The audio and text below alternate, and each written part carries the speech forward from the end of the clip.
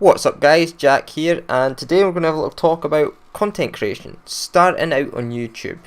Why is it so difficult, and where did I come from starting out?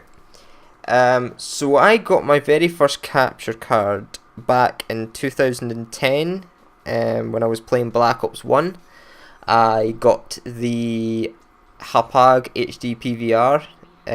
A lot of people aren't even going to know now what that is. Basically, it used component HD cables rather than HDMI because you didn't get HDMI capture devices back then. It was pretty bad in all honesty. It recorded to a maximum of 720p at 30 frames per second, so that's going back in the day now. That's going back quite a way.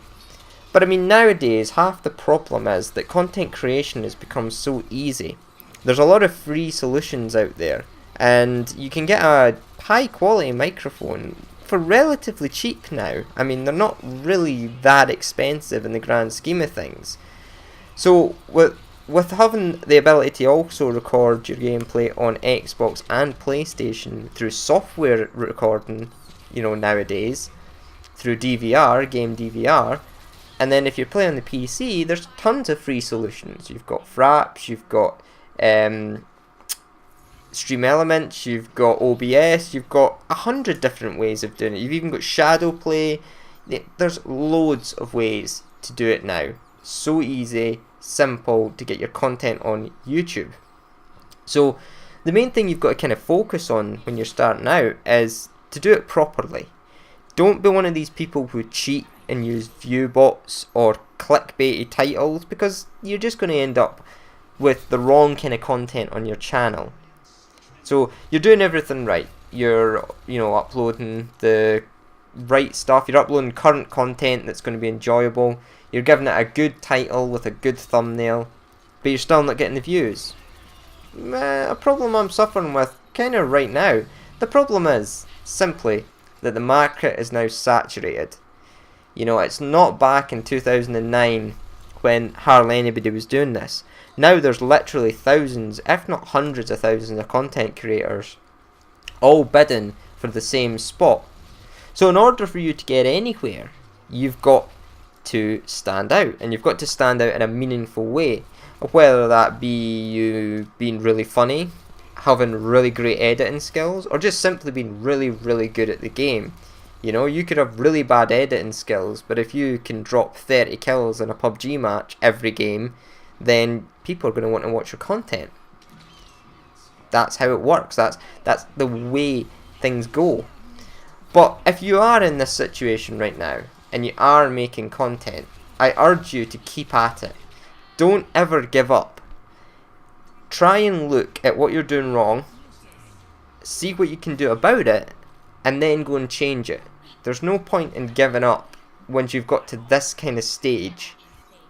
You've spent however much money buying your capture card, your microphone, and your editing software. You've got everything you need.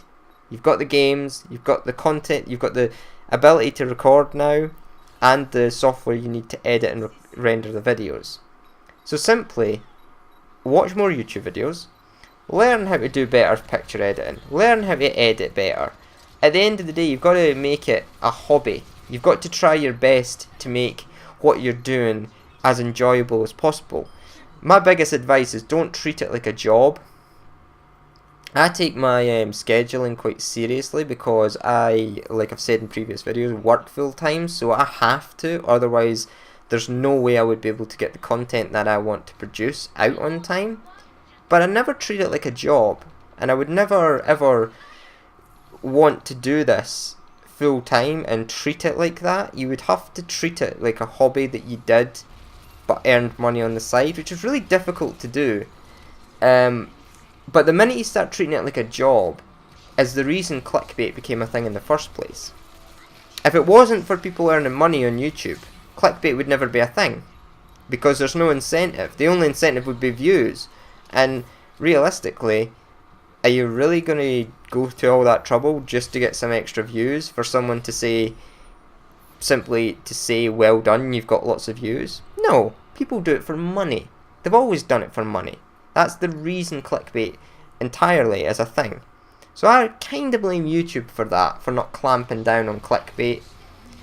You know, earlier when it first became a thing. Now it's just prevalent. Clickbait for me on any video I watch, if I watch a video or click on a video, as soon as I see it's clickbait, it gets an instant comment and dislike from me, because, you know, the video has to pertain to what the thumbnail says, or it's just false advertising. But yeah, that was just a short one on content creation.